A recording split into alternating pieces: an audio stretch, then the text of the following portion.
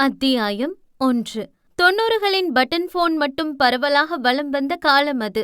அந்த புல்லட் வண்டி வைத்திருப்பதே அப்பொழுதெல்லாம் பெரிய கெத்து. அப்படிப்பட்ட புல்லட்டை மீசை வைத்த வெள்ளை சட்டை போட்ட ஒருவர் கெத்தாக ஓட்டிக்கொண்டு செல்ல, அதை அந்த அம்பாசிடர் காரில் அமர்ந்து ஜன்னல் வழியே ஜாலியாக வேடிக்கை பார்த்து கொண்டு வந்தான் அந்த 10 வயது சிறுவன். அம்மா, நானும் பெரிய பையன் ஆனதும் அந்த மாமா மாதிரி பைக் ஓட்டிட்டு போவேன், ஆர்வமாக சொன்னான் இளமாறன். அதை கேட்ட முன்சீட்டில் அமர்ந்திருந்த லக்ஷ்மி கடாட்சம் கொண்ட அவன் அம்மா ஸ்ரீதேவி சிரித்து கொண்டார். ஏ மாறன், இந்த புல்லட் மட்டும் இல்ல, வானத்துல போகுமே அந்த விமானம், அத கூட ஓட்டுவான். படிப்புதான் முக்கியம் மாறா, அதை மட்டும் விடவே கூடாது. படிச்சு பெரிய ஆளாகணும். இதைத்தான் அவர் எப்பொழுதும் சொல்வார். உங்க அம்மா சொன்னா சரியாதான் இருக்கும், கேட்டுக்கோமாரா. டிரைவர் சீட்டில் அமர்ந்து காரை ஓட்டிக்கொண்டிருந்த அவன் தந்தை ராமன் சிரித்துக்கொண்டே சொன்னார். மாறன் மடியில் அவனுடைய 2 வயது தங்கை தேனருவி நிம்மதியான உறக்கத்தில் இருந்தாள். அவன் உயிரே அவள்தான். மாறன் மட்டும்தான் அதையெல்லாம் சந்தோஷமாக பார்த்தபடி பயணித்துக் கொண்டிருந்தான். ஆனால் தேவியின் மனதிலும் ராமன் மனதிலும் சந்தோஷம் இருந்தாலும் அதைவிட அதிகமாக பயமும் இருந்தது. கிட்டத்தட்ட 11 வருடத்திற்கு முன் இந்த பக்கம் வந்தது. பல வருடங்களுக்கு பிறகு இப்பொழுதுதான் இந்த ஊர் பக்கம் வருகிறார்கள். தேவியின் சொந்த ஊர் காலான்பட்டி. சுற்றுவட்டார 18 பட்டிகளுக்கும் தேவியின் தந்தை துரைசிங்கம் மட்டும்தான் நாட்டாமை. அவர் சொல்வதுதான் அந்த ஊரில் அனைத்தும். அவரை மீறி ஒரு வார்த்தை கூட யாரும் மறுத்து பேச முடியாது. அவர்கள் பரம்பரையில் பல சந்ததிகளாகவே பெண் பிள்ளை கிடையாது. 6 தலைமுறைகளாக பெண் பிள்ளைகளை பார்க்காதவர்கள். துரைசிங்கத்திற்கும் ஒரு தம்பி மட்டும்தான். அவருக்கு முதல் 2 பிள்ளைகளும் கூட ஆண் பிள்ளைகள்தான். ஆனால் சிங்கத்துக்கு பெண் பிள்ளை மீதுதான் ஆசை. பல கட்ட வேண்டுதல்களுக்கு பிறகு வரமாய் வந்து பிறந்தவர்தான் தேவி. தேவி பிறந்த தினத்தை பெரிய விசேஷம் போல அந்த ஊருக்கே விருந்து வைத்து கொண்டாடுவார்கள். சிங்கம் தன் மகள் மீது உயிரையே வைத்திருந்தார். அவர் மட்டுமல்ல, அவரின் பிள்ளைகள் கூட தங்கையின் மீது அலாதி பிரியம் கொண்டவர்கள்தான். அவர்கள் ஊரில் பெண் பிள்ளைகள் படிக்க கூடாது என்று சட்டமே உண்டு. ஆனால் சிங்கம் அனைத்தையும் கடந்து மகளை படிக்க அனுப்பினார். தேவிதான் அந்த வீட்டின் இளவரசி. அவர் வைப்பதுதான் அங்கு சட்டம். துரையின் அத்தனை தொழில்களுக்கும் மகளின் பெயர்தான். தேவி சொன்னது மட்டும்தான் அங்கு நடக்கும். இதுவரை மகளை ஒரு வார்த்தை கூட அதிர்ந்து பேசியது இல்லை சிங்கம். தேவி கல்லூரி முடிக்கும் தருவாயில் பலர் தேவியை பெண் கேட்டு வந்தார்கள். ஆனால் தேவிக்கோ அவள் கல்லூரியில் படித்த ராமன் மீது காதல் வந்துவிட்டது. என்னதான் சிங்கம் மகள் மீது அலாதி பிரியம் கொண்டாலும் அவர் ஜாதியும் அந்தஸ்தும் பார்க்க கூடியவர். அவர்கள் ஜாதியை விட ஒருவர் கீழ் உள்ளவர் என்றால் அவர்களை ஏற்றுக்கொள்ள மாட்டார். இது தேவிக்கும் தெரியும். ஆனால் அது அவள் மனதுக்கு தெரியவில்லை. ராமனும் தேவியும் நெருங்கி பழகினார்கள். ஒருவர் இல்லை என்றால் இன்னொருவர் வாழ முடியாத நிலைக்கு தள்ளப்பட்டார்கள். தேவிக்கு பெண் பார்க்கும் படலமும் நடந்தது. தந்தையிடம் காதல் விவகாரத்தை சொல்லலாம் என்று தைரியத்தை வரவழைத்து கொண்டு சென்றவள் அவள் காதலையும் சொல்லிவிட்டாள். தந்தை கோபப்படுவார் என்று நினைத்தார் தேவி. ஆனால் சிங்கம் அவர்கள் காதலுக்கு சம்மதம் சொல்லிவிட்டார். ராமனை வந்து பேசும்படி சொன்னார். அதை கேட்டதும் அவளின் சந்தோஷத்திற்கு அளவே இல்லை. அடுத்த நாள் ராமனை வந்து கல்யாணத்தை பற்றி பேச சொல்லலாம் என்று எண்ணி அவள் இரவு உறங்க செல்லும் வேளையில் அவளுடைய அப்பாவை நாட்கள் ராமனை கொல்ல வேண்டும் என்று பேசிக் கொண்டிருப்பதை கேட்டுவிட்டாள். அதை கேட்டதும் தேவி பதறிவிட்டாள். அந்த நொடி அவளுக்கு அவள் காதலும் ராமனும் மட்டும்தான் பெரிதாய் தெரிந்தார்கள். அதனால் அன்று இரவே எதை பற்றியும் யோசிக்காமல் ராமனை வர சொல்லி அங்கிருந்து ஓடி சென்றவள்தான். அதற்கு பின் 11 வருடம் கழித்து இப்பொழுதுதான் இந்த ஊருக்குள் வருகிறார்கள். அதுவும் இத்தனை வருடம் கழித்து உறவினர் ஒருவர் இவர்களை பார்த்து அதை தேவியின் குடும்பத்திடம் சொல்லிவிட்டார்கள். பின் இவர்கள் டெலிபோன் நம்பர் தெரிந்து தேவியின் அண்ணன் மகன் காதுகுத்து விழாவிற்கு வரவேண்டும் என்று அழைத்திருக்கிறார்கள். அவர்கள் பழசையெல்லாம் மறந்துவிட்டதாகவும் தேவி வந்தால்தான் ஃபங்க்ஷன் நடக்கும் என்றும் கெஞ்சி கேட்டுக்கொண்டார்கள். நடந்ததையெல்லாம் எண்ணி பார்த்து கொண்ட தேவி அவர்களின் ஊரை பல நாட்கள் கழித்து சந்தோஷமாக பார்த்து கொண்டாள். என்ன தேவி, என்னாச்சு? எதுக்கு இவ்ளோ சோகமா இருக்க? கவலைப்படாத, அவங்களே எல்லாத்தையும் மறந்து நம்மள இவ்ளோ தூரம் அழைக்கும் போது எதுக்கு இந்த பயம்? ராமன் அவருக்கு நம்பிக்கை கொடுத்தார். தெரியலங்க, என்னமோ மனசுக்கு ஒரு மாதிரி இருக்கு, பயமாவும் இருக்கு.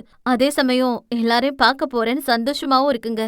இத்தனை வருஷமா நம்ம பசங்களை சொந்த பந்தம் இல்லாம மறைச்சு வச்சுட்டோம். என் அப்பாவுக்கு பொண்ணுனா ரொம்ப பிடிக்கும். நம்ம பொண்ணை பார்த்தா மடியில தூக்கி வச்சு கொஞ்சுவாரு. மன நிறைவுடன் சொன்னாள். அம்மா, தாத்தாக்கு என்ன பிடிக்காதா? மாறன் உடனே ஆசையாக கேட்டான். அப்படிலாம் இல்ல மாறா. உங்க 2 பேரையும் தாத்தாக்கு, மாமாக்குன்னு எல்லாருக்கும் பிடிக்கும். நமக்கு நெறைய சொந்தம் இருக்கு. அதை சொல்லும் பொழுதே தேவி மனதில் அத்தனை ஏக்கம், அத்தனை ஆசை. இத்தனை சொந்தம் இருந்த போதும் யாரும் இல்லாமல் இத்தனை வருடம் அனாதை போல் இருந்தார்கள் அல்லவே, அந்த வருத்தம்தான். Hi jolly jolly!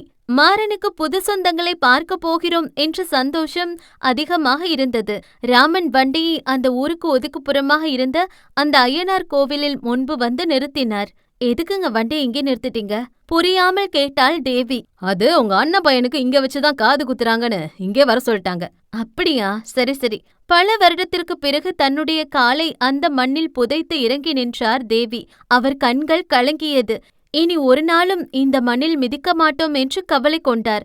அந்த ஐயனார் புண்ணியத்துல எப்படியோ இங்க வந்து என் மண்ணுல காலு வச்சுட்ட. என் உசுறு இங்கே போடாலும் நிம்மதிதான். உணர்ச்சி வசத்தில் பேசினார். பாவம், அவருக்கு தெரியவில்லை அவர் சொன்ன வார்த்தை இன்னும் சில நொடிகளில் நடக்கப் போகிறது என்று. தேவி, என்ன வார்த்தை பேசுற? ராமன் மனைவியை கண்டித்தார். இல்லங்க, சந்தோஷமா இருக்கேன். தேவி கண்களில் இருந்த அந்த கண்ணீர் சொன்னது அவர் சந்தோஷத்தின் அளவை. ஆமா, நம்மள வர சொன்னாங்க. ஆனா இங்க யாரையும் காணோம். ராமன் சொல்லிக் கொண்டிருக்கும் பொழுதே சரியாக சில அம்பாசிடர் வண்டி வந்து வரிசையாக இறங்கியது. அந்த சத்தம் கேட்டு இருவரும் திரும்பி பார்க்க, அந்த வண்டியிலிருந்து வெள்ளை வேஷ்டி அணிந்து முகத்தில் அங்கும் இங்கும் வெள்ளை முடிகள் எட்டி பார்க்க கம்பீரமாய் நடந்து வந்த துரைசிங்கத்தைக் கண்டு அப்படியே கலங்கி போய் பார்த்து கொண்டிருந்தாள் தேவி. மரா, இதுதான் உன் தாத்தா, சந்தோஷமாய் சொன்னார் தேவி. மாறனும் ஆசையாக தாத்தாவை பார்த்தான். அவர் பின்னாடி வராரு பாரு, அவர்தான் உன் குட்டி மாமா, பெருமையாக சொன்னாள். துரைசிங்கத்தின் மூத்த மகன் வேலன், இளைய மகன் குமரன். தந்தையை பார்த்ததும் அடுத்த நொடி ஓடி சென்று அவரை அணைத்து கொண்டாள் தேவி. அப்பா, தப்பு பண்ணிட்ட, என்ன மன்னிச்சிருங்க. அவரை அணைத்தபடி அழுது தீர்த்தார் தேவி. சரிடா, விடு. நீ தெரியாம தானே பண்ண. நான் தான் உனக்கு கல்யாணம் பண்ணி வைக்கிறேன்னு சொன்னனே. அப்புறம் எதுக்கு தாய் போன? உன்னை விட்டு அப்பா இருக்க மாட்டேன்னு தெரியும் தானே. உன்னை எத்தனை வருஷம் தேடணும் தெரியுமா? இந்த அப்பனை பார்க்கணும்னு உனக்கு தோணவே இல்லையா? அவர் கண்களிலும் 2 சொட்டு கண்ணீர் துளி எட்டி பார்த்தது. மன்னிச்சிருங்கப்பா, நான் பயந்து போயிட்டேன். அதனாலதான் அப்படி பண்ணிட்டேன் தேவி என அண்ணன் அழைப்பில் திரும்பி பார்த்தவள் அவனையும் அணைத்து கண்ணீர் வடித்தாள். அவள் சித்தப்பா மகன். எங்க அண்ணனுங்க 2 பேரையும் காணோம், மதனிங்க யாரையும் காணோம்?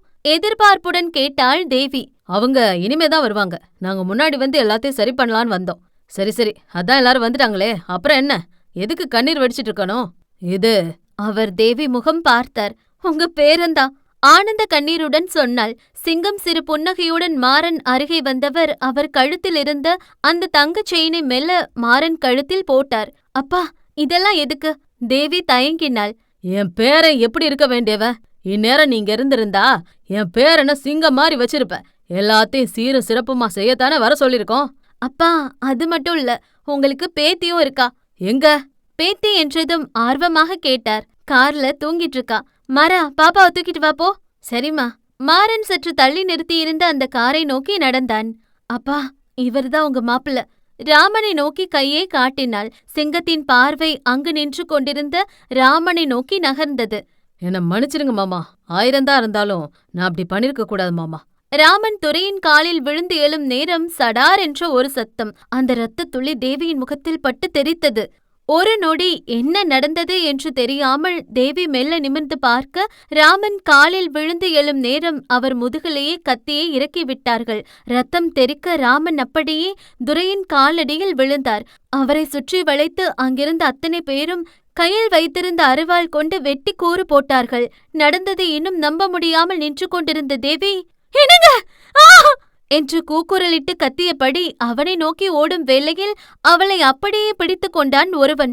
அப்பா, அப்பா, அவரை விட சொல்லுங்கப்பா ப்ளீஸ். கண்ணீர் விட்டு கதறினாள். சிங்கம் வில்லத்தனமாய் சிரித்தார். தப்பு பண்ணிட்டியம்மா, ரொம்ப பெரிய தப்பு பண்ணிட்ட. நம்ம ஜாதி என்ன, நம்ம அந்தஸ்து என்ன, அத்தனை பேரு முன்னாடி அசிங்கப்படுத்திட்டு போயிட்டியே. இந்த ஊர்ல ஒருத்தனை என்ன நிமிந்து கூட பார்க்க மாட்டான். ஆனா என்ன பார்த்து இன்னைக்கு 50 பேரு சிரிக்கிற அளவுக்கு கொண்டு வந்துட்டியே.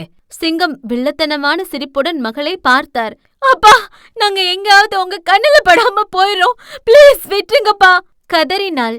முடியாதுமா, இப்ப நீ இந்த தோர மகள் இல்ல, அவன் பொண்டாட்டி. நீ இருக்க கூடாது தாயே. மகள் பக்கம் திரும்பி நின்றவர் மெல்ல மகளை அணைத்து கன்னத்தில் முத்தம் வைத்தவர் அவர் கையில் வைத்திருந்த அந்த கத்தியை அப்படியே மகளின் வயிற்றில் இறக்கிவிட்டார். அப்பா! கண்கள் கலங்க கீழே விழப்போனவளை அப்படியே தாங்கி பிடித்தார் சிங்கம். உன்னை முதல்ல என் கையில தான் தாய் வாங்கின, ரத்தத்தோட. இன்னைக்கு கடைசி அதே ரத்தத்தோட என் கையிலே செத்து போ தாய். மீண்டும் குத்தினார்.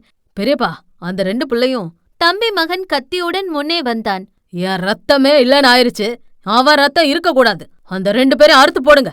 கொஞ்சம் கூட இரக்கம் இல்லாமல் சொன்னார். அவன் அந்த வண்டியை நோக்கி நடந்து செல்லும் வேளையில் இதை கேட்டு இரத்த கிளறியாக விழுந்து கிடந்த தேவி மண்ணை அள்ளி வீசிவிட்டு அங்கிருந்து ஓட துவங்கினார். அதிகமான ரத்தம் வெளியேறியது. ஆனாலும் அவர் பிள்ளைகள் உயிர் காக்க அங்கிருந்த கத்தியை எடுத்து முன்னே சென்றவன் வயிற்றில் இறக்கினார் தேவி. சிங்கம் அங்கிருந்து சிரித்துக் கொண்டார். என் ரத்தம் நிரூபிக்கிறா, நீங்க என்னடா பாத்துட்டு இருக்கீங்க? அறுத்து போடுங்கடா சத்தமாக சொன்னார். கையில் குழந்தையுடன் திரும்பி வந்த மாறன் அங்கு இரத்த கிளறியாக ஓடி வந்த அன்னையை கண்டு பதறிக்கொண்டு தேவி அருகே ஓடி வந்தான். அம்மா! பதறிக்கொண்டு ஓடி வந்தான். மாறன் முன்பு வந்து விழுந்தார் தேவி. மாறா, இங்கிருந்து போயிரு. அம்மா, என்னமாச்சு? ரத்தமா இருக்கு. அவன் அன்னையை அணைத்து கொண்டான். மாறா, என்ன பாருடா. மாறன் நிமிர்ந்து பார்த்தான். அம்மா சொல்ற, இனி தேனருவிக்கு நீதான் அம்மா, அப்பா, அண்ணா எல்லாமே. இனி நீதான் அவளை பாத்துக்கணும். என்ன ஆனாலும் நீங்க இந்த ஊருக்கு வரவே கூடாது. இது அம்மா சொல்ற வாக்கு. நீங்க நல்லா இருக்கணும். இங்க இருந்து பாப்பாவை தூக்கிட்டு போ. அம்மா, நீயும் வாமா, கதறினான் மாறன். அம்மா சொன்னா நான் கேப்பேம்மா, அழுகையுடன் சொன்னான் மாறன். போடா! அந்த கத்தியை ஊன்றி எழுந்து நின்றாள் தேவி. அவர்கள் நெருங்கி ஓடி வந்தார்கள். மாறா, தைரியமா இருக்கணும். நீ என் புள்ளடா, போ! இரத்த கிளறியாக இருந்தவள் கண்ணீர் மல்க சொன்னாள். மாறன் தங்கையை இறுக்கி அணைத்தபடி கண்ணீர் மல்க அந்த இடத்திலிருந்து ஓடத் துவங்கினான். துரையின் ஆட்கள் அவனை நோக்கி ஓடிவரும் வேளையில் அவர்களையெல்லாம் ஒற்றை பெண்ணாக நின்று வெட்டி தள்ளியவள் ஒரு சில நிமிடங்களுக்குப் பிறகு அப்படியே கீழே சரிந்து விழுந்தாள். மூச்சு வாங்க ஓடி வந்த மாறன் ஒரு லாரி ஒன்றில் ஏறி அமர்ந்து தங்கையை இறுக்கி பிடித்து கொண்டவன் கண்களிலிருந்து கண்ணீர் நிற்காமல் வடிந்தது. அவன் தங்கை அழுகும் சத்தம் கேட்டு அவளை குனிந்து பார்த்தவன் கண்ணீரை துடைத்து கொண்டான். நார்கெண்டி அம்மு! அவள் நெற்றியில் முத்தம் வைத்தான். அந்த லாரியும் அங்கிருந்து கிளம்பியது. அத்தியாயம் 2. அந்த பெரிய மாநகராட்சியின் குடியிருப்பு வீடுகள் எங்கும் சூழ்ந்திருக்க அந்த குடியிருப்புக்கு மத்தியில் ஒரு தண்ணீர் லாரி வந்து நின்றது. தண்ணீரின் மதிப்பு தெரியாமல் வீணடிக்கும் பலருக்கும் தெரிவதில்லை ஒரு கப் தண்ணீர் கிடைப்பது கூட எவ்வளவு கஷ்டம் என்று. அந்த தண்ணீர் லாரி வந்ததும் எங்குதான் இருந்தார்களோ அத்தனை பேரும் குடத்தையும் வாளியையும் தூக்கி கொண்டு ஓடி வந்தார்கள். அடே மாதேசு, தண்ணி வந்துருச்சு! அடே மாதேஷு, தண்ணி வண்டி வந்துருச்சு, வாடா! என்று ஒரு பல்க் ஆன்டி ஒருவர் அந்த பக்கம் அப்பாவியாய் அமர்ந்து பேப்பர் படித்துக் கொண்டிருந்த அங்கிளை ஒரு இடி இடித்துவிட்டு ஓடினார். ஆத்தாடி ஆத்தா! அந்த பெருசு அப்படியே பெல்ட்டி அடித்து கொண்டு போய் கீழே விழுந்தார். நைட்டி போட்டிருக்கும் ஆன்டிகளும் கைலி போட்டிருக்கும் அங்கிள் என்று அத்தனை பேரும் அடித்து பிடித்து கொண்டு தண்ணீரை பிடிக்க ஓடினார்கள். ஒரு பக்கம் தண்ணீர் பிடிக்க ஒரு கூட்டம் என்றால் இன்னொரு பக்கம் சண்டையிட்டுக் கொள்வதற்கு இன்னொரு கூட்டம் என்று அந்த இடமே கலவரமாக இருந்தது. ஏய், இந்தாடி, நானும் பாக்குறேன். அதென்ன, இதென்ன உன் புருஷன் வீட்டு சொத்தா? முன்னாடி வந்து நிக்கிற? அப்ப முன்னாடி நிக்கிற எங்களெல்லாம் பார்த்தா கேனச்சிரிக்கி மாதிரி இருக்கா? ஒரு ஆன்டி நைட்டியை வரிந்து கட்டிக்கொண்டு சண்டைக்கு சென்றது. இந்தாடி வக்கத்தவளே, அதுக்கு ஏண்டி என் புருஷனை இழுக்கிற? உன் புருஷன மாதிரி என் புருஷன் டோப்பா தலைய நினைச்சியா, இல்ல வேலைக்கு போகாத வெறும்பையன் நினைச்சியா? இருவரும் ஒருவருக்கொருவர் குடுமி சண்டை போட்டுக்கொள்ள அதை சிலர் டிவியில் குத்து சண்டை பார்ப்பது போல ஆர்வமாக பார்த்து கொண்டிருந்தார்கள். இத்தனை கலவரத்துக்கு மத்தியில் வெள்ளை பனியனும் ஒரு பழைய லுங்கியும் அணிந்து அந்த கூட்டத்தில் எப்படியோ தண்ணீர் பிடித்து கொண்டு 2 கைகளிலும் அந்த தண்ணீர் குடத்தை பிடித்தபடி நடந்து வந்தவன் கைகள் 2ம் புடைத்திருந்தது. அந்த கூட்டத்துக்குள் முதலில் இருந்து தண்ணீரை பிடித்து கொண்டு வந்தவன் அவனை கண்டு அங்கே தண்ணீர் பிடிக்க வந்த பருவ மங்கைகள் சிலர் அவனை கண்ணெடுக்காமல் சைட் எடுத்து கொண்டிருந்தார்கள். அங்கிருக்கும் பல பெண்களின் கனவு கண்ணன் அவன். ஆனால் அவன்தான் ஒரு பெண்ணை கூட கண்டு கொள்வதே இல்லை. மடித்து கட்டிய லுங்கியுடன் அந்த குடத்துடன் நடந்து சென்றவனை அழைத்தார் அந்த பக்கம் இட்லி கடை வைத்திருந்த பாட்டி ஒருத்தர். ஏப்பா மாறா!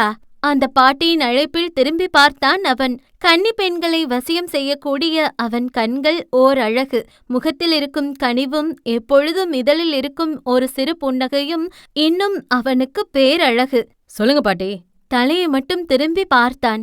வீட்ல ஒரு பொட்ட புள்ளைய வச்சுக்கிட்டு நீ எதுக்குயா இந்த வேலை எல்லாத்தையும் இழுத்து போட்டு செய்யற? அவள வந்து தண்ணி பிடிக்க சொல்ல வேண்டியது தானே?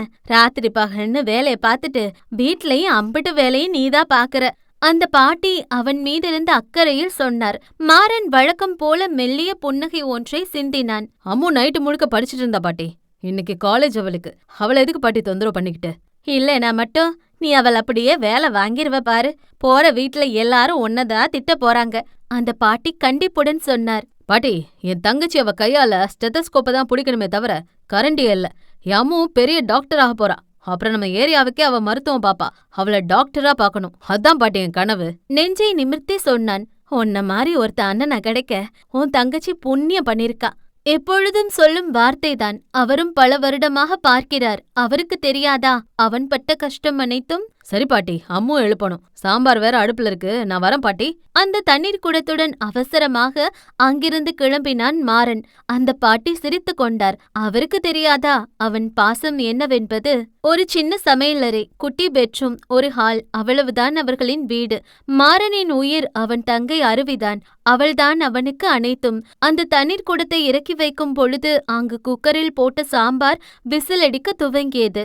அவசரமாக கேஸை அணைத்துவிட்டு இந்த பக்கம் இட்லி மாவை ஃப்ரிட்ஜிலிருந்து எடுத்து பின் அந்த மாவை இட்லி சட்டியில் ஊற்றி வைத்தவன் தங்கைக்கு தக்காளி சட்னி பிடிக்கும் என்பதனால் தக்காளியை எடுத்து வதக்கி மிக்சியில் போட்டு அடித்து தக்காளி சட்னியும் தயார் செய்தவன் அதற்குள் இட்லி தயாராகிவிட அதையும் பட்டென கையில் எடுத்து விட்டான். சுட்டுவிட்டது. ஐயோ! கையை உதறி கொண்டவன் கைலியில் கையை இறுக்கி 2 நொடி பிடித்துவிட்டு பின் மறுபடியும் இட்லியை கொட்டி டிஃபன் பாக்ஸில் எடுத்து வைத்தான். பின் இன்னொரு பாத்திரத்தில் பாலை ஊற்றி சுட சுட அதில் ப்ரூ காஃபியை போட்டு கொண்டு போய் அந்த பெட்ரூம் கதவை தட்டினான். அம்மோ, அம்மோ! மாறன் கதவை தட்டி கொண்டிருந்தான். 2 நொடிகள் கடந்தும் இன்னும் அவள் கதவை திறக்கவில்லை. இன்னும் என்ன பண்ணிட்டு இருக்கா? அந்த கதவை திறக்காமல் இருக்கவும் அதற்கு பின் மெல்ல அந்த அறை கதவை திறந்து கொண்டு சென்றான். அறையில் அவள் துணிமணி அங்கும் இங்கும் கலைந்து கிடந்தது. புத்தகங்களும் அறையெங்கும் இருந்தது. எப்படி களைஞ்சிருக்குன்னு பாரு. அந்த காஃபி கப்பை அந்த பக்கம் வைத்துவிட்டு அவனே அந்த துணிகளை எல்லாம் எடுத்து வைத்தான்.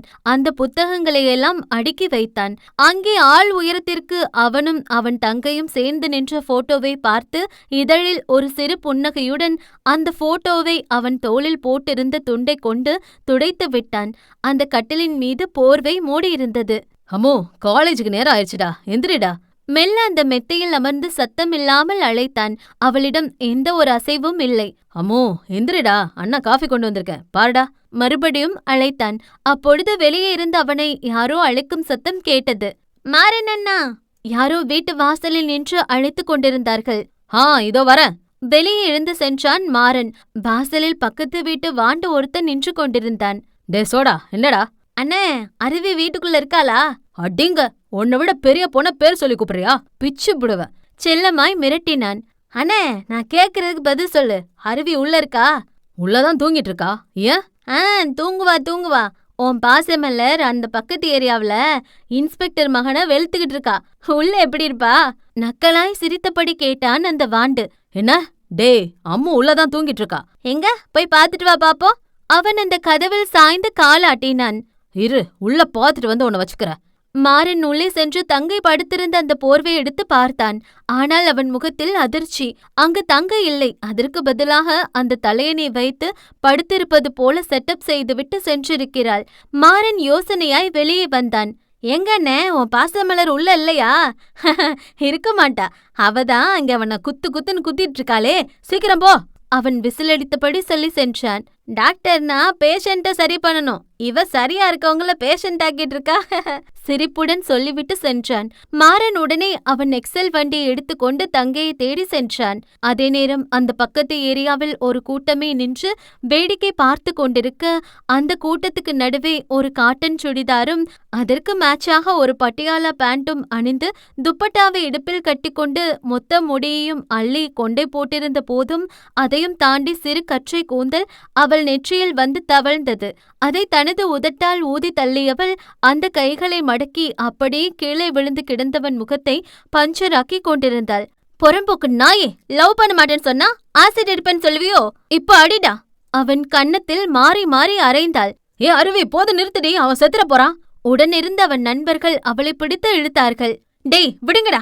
அவர்கள் கையை உதறிவிட்டு அவனை அடி பின்னி விட்டாள். ஏய், நீ யார் மேல கை வச்சிருக்கான்னு தெரியுமா? என் அப்பா யாருன்னு தெரியுமா? அடி வாங்கிய போதும் அவன் கொழுப்பு குறையவில்லை. ஏன், உன் அப்பா யாருன்னு உனக்கே தெரியாதா? மவனே, உன்னெல்லாம் அப்படியே விடக்கூடாது. டேய் கத்தி எடுங்கடா, இப்பவே இவ கிட்னிய சட்னி ஆக்குறேன். அதே நேரம் சரியாக அந்த இடத்துக்கு வந்து சேர்ந்தான் மாறன். மாறன் வண்டி சத்தம் கேட்டதும் அருவியின் நண்பர்கள் அவளை எச்சரிக்கை செய்தார்கள். ஏ அருவி, உன் அண்ணன் வந்துட்டாங்கடி. அவர்கள் சத்தம் கேட்டு இவ்வளவு நேரம் ருத்ரகாளியைப் போல சண்டை செய்து கொண்டிருந்தவள் அடுத்த நொடி அப்படியே அவனை விட்டு எழுந்து நின்றாள். மவனே, உன்னை இன்னொரு நாள் பாத்துக்கிறேன். அவசரமாக இடுப்பில் கட்டியிருந்த அந்த துப்பட்டாவை கழட்டி கழுத்தில் போட்டு கொண்டவள் அந்த பக்கம் பல்சர் பைக்கில் காத்து கொண்டிருந்த நண்பர்கள் பைக்கில் ஏறி பறந்து விட்டாள். மாறன் அவசரமாக அந்த கூட்டத்தை விலக்கி கொண்டு வந்து பார்க்கும் பொழுது அங்கு அடி வாங்கி வழியில் உருண்டு கொண்டிருந்த இருவரை பார்த்ததும் தங்கையை தேடினான். ஆனால் அவள் அங்கு இல்லை. உடனே வண்டி எடுத்துக்கொண்டு வீட்டுக்கு வந்தவன் வீட்டை திறந்ததும் ஒரே புகை மூட்டமாயிருந்தது. சாம்பிராணி வாசமாயிருந்தது. அந்த சாம்பிராணி வாசத்துக்கு நடுவே கந்த சஷ்டி கவசம் பாடல் கேட்டது. சஷ்டியை நோக்க சரவண பவனார் சிஸ்டருக்கு உதவும் செங்கதிர்வேலோன் பாதம் இரண்டில் பன்மணி சதங்கை கீதம் பாட கிண்கிணியாட மயில் நடனம் செய்யும் மயில் வாகனனார் கையில் வேளாள் எனை காக்க வென்று வந்து வர வர வேலாயுதனார் வருக வருக வருக மயிலோன் வருக. அங்கு நடுவீட்டில் குளித்து முடித்து நெற்றியில் பெரிய பட்டை போட்டு பக்திமயமாய் எதுவும் தெரியாத அப்பாவி போல அந்த பாடலை மனமுணர்ந்து பாடுவதைப் போல கற்பூரம் காட்டிக் கொண்டிருந்தாள் அருவி, தேனருவி. அத்தியாயம் 3. அங்கு ஒருத்தனுக்கு மாவுக்கட்டு போடும் வகையில் அடி வெளுத்துவிட்டு எதுவும் தெரியாத அப்பாவியைப் போல் கையில் ஆரத்தி தட்டுடன் நின்று கொண்டிருந்தாள் தேனருவி. மாறன் கைகளை மார்புக்கு குறுக்கே கட்டியபடி நின்று கொண்டிருந்தான். அம்மோ, அவன் அழைப்பில் மெல்ல திரும்பி பார்த்தவள் முகத்தில் பால் வடிந்தது. அண்ணே வா வா. ஆரத்தி தட்டை எடுத்து காமித்தாள். மாறன் அந்த கற்பூரம் எடுத்து கண்ணில் காட்டிக் கொண்டான். அம்மோ, எங்க போன? நான் எங்கேயோ போகலையா அண்ணே, இங்கதான் இருந்த. கண்கள் சிமிட்டி பதில் சொன்னாள். பொய் சொல்லாத, எனக்கு பொய் சொன்னா பிடிக்காது, தெரியும் தானே? மறுபடியும் கேட்டான். ஐயோ அண்ணா, உண்மையா நான் இங்கதான் இருந்தேன். அப்போ நீ அங்க இன்ஸ்பெக்டர் பையனா அடிக்கல, அப்படித்தானே? ஒரு மாதிரி ஒற்றை புருவம் உயர்த்தி பார்த்தான். இன்ஸ்பெக்டர் பையனா? யாருனா அது?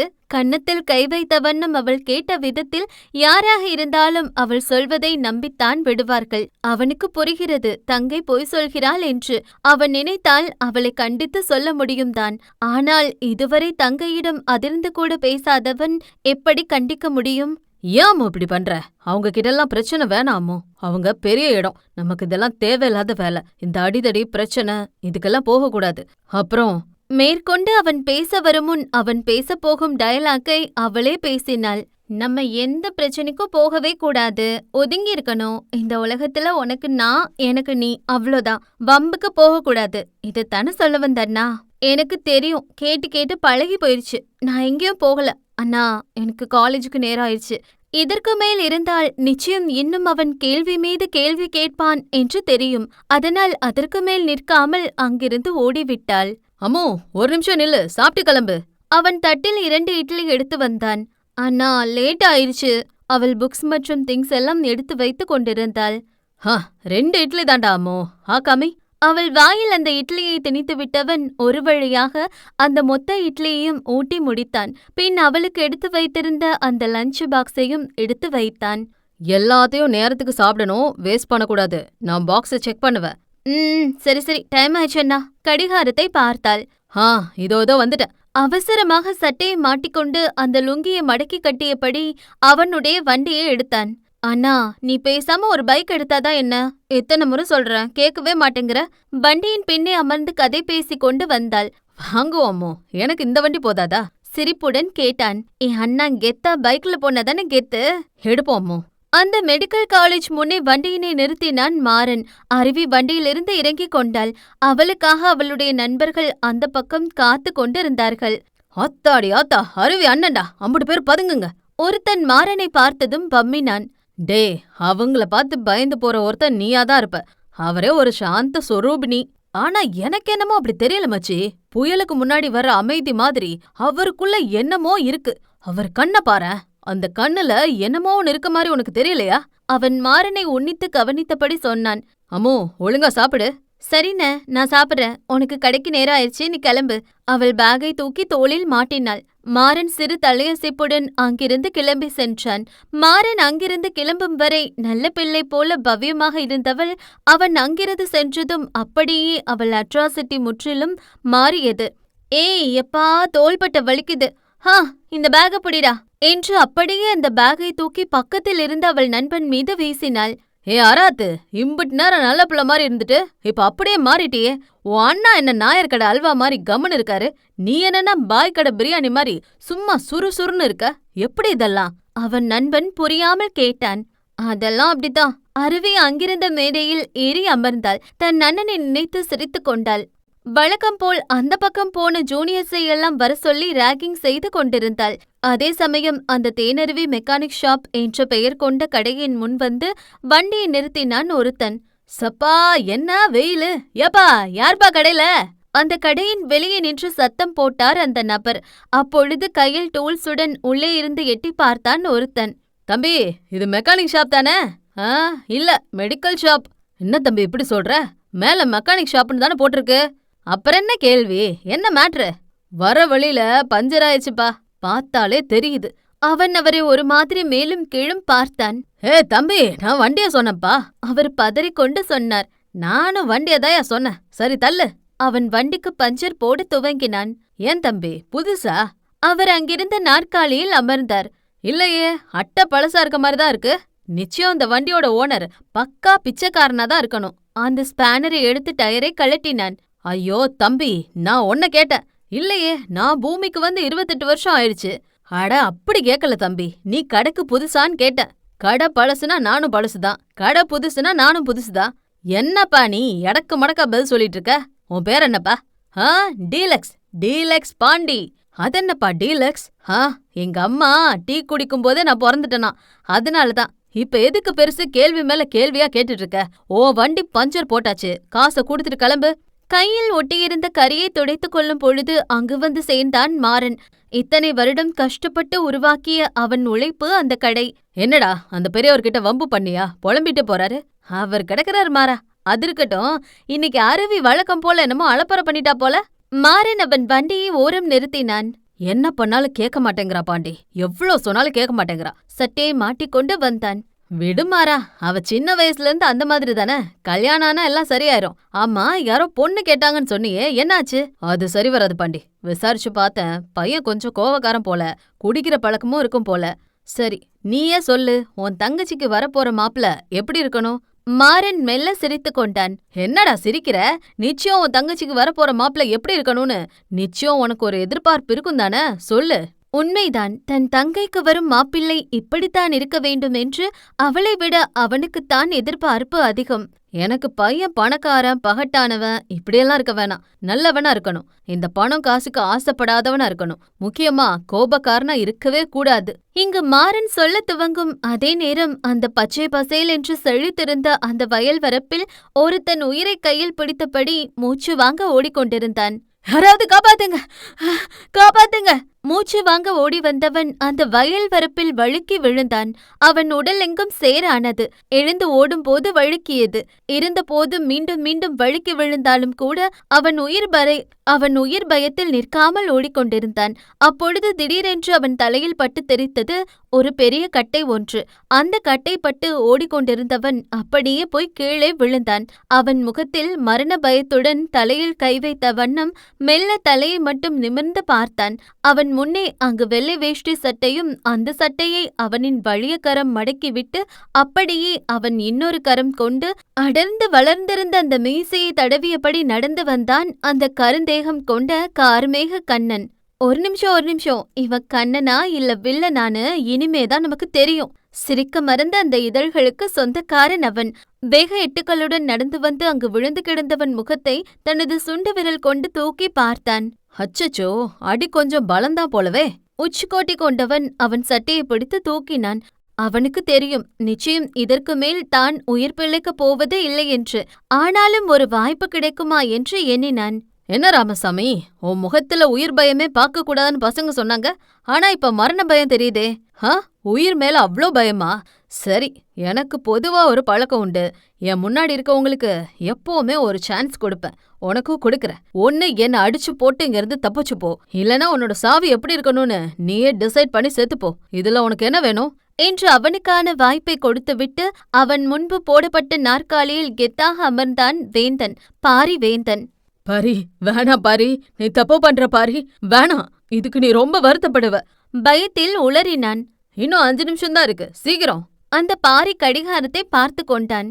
அவனை சுற்றி பாரியின் ஆட்கள் நின்று கொண்டிருந்தார்கள். நிச்சயம் இவர்களிடம் சண்டையிட்டு பிழைக்க முடியாது என்று தெரியும். சாகப் போவது உறுதி. அவர்கள் கையால் வாங்கிக் கொள்ளாமல் தன் முடிவை தானே தேடிக் கொள்வது பெட்டர் என்று எண்ணியவன் கண்களை மூடி கண்கள் கலங்க தன் குடும்பத்தை நினைத்து கொண்டான். கடைசியாக அவர்கள் முகத்தினை கூட பார்க்க முடியவில்லையே என்று வேதனையாக இருந்தது.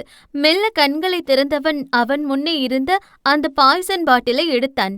பாரி, இங்க உன்னையும் உன் குடும்பத்தையும் அழிக்க யாரும் இல்லன்னு ஆணவத்தில் ஆடிட்டு இருக்க. ஆனா சீக்கிரமே உன் ஆணவத்தை அந்த ஆண்டவன் அடக்குவான். உங்களுக்கு அழிவு ரொம்ப தூரம் இல்லடா, நீங்க அழிவீங்க. கண்கள் கலங்க சொன்னவன் அந்த மொத்த விஷயத்தையும் குடித்து ரத்தம் கக்க அந்த இடத்தில் இறந்து விழுந்தான் அவன். ஷப்பா, வந்த வேலை முடிஞ்சது. அந்த கவுன்சிலர்கிட்ட போனை போட்டு மேட்ரை முடிச்சிருச்சுன்னு சொல்லி பணத்தை வாங்கிட்டு வாங்க. பணம் சரியா இருக்கணும். எழுந்து நின்றவன் உடலை வளைத்து முறுக்கிக் கொண்டான். இதுதான் பாரி. பணம்தான் அவனுக்கு அனைத்தும். அந்த பணத்துக்காக என்ன வேணாலும் செய்வான். அவனை தாண்டி அங்கு எந்த ஒரு கட்ட பஞ்சாயத்தும் நடப்பதும் இல்லை, எந்த ஒரு ஏற்றுமதி இறக்குமதியும் நடப்பதும் இல்லை. அந்த பணத்துக்காக அவன் செய்த கொலைகளுக்கு அளவே இல்லை. அது மட்டுமல்லாமல் நுனி மூக்கில் கோபம் கொள்ளக்கூடிய கோபக்காரன் அவன்.